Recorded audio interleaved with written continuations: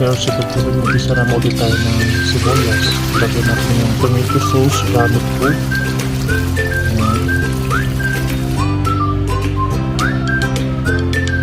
Ilagay natin yung tilap ng isda ng luto.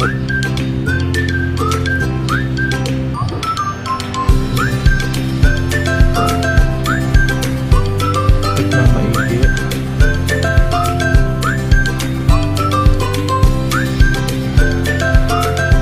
So as you can see, nalagay na natin sa pan. So lagyan natin siya na yan. May color na.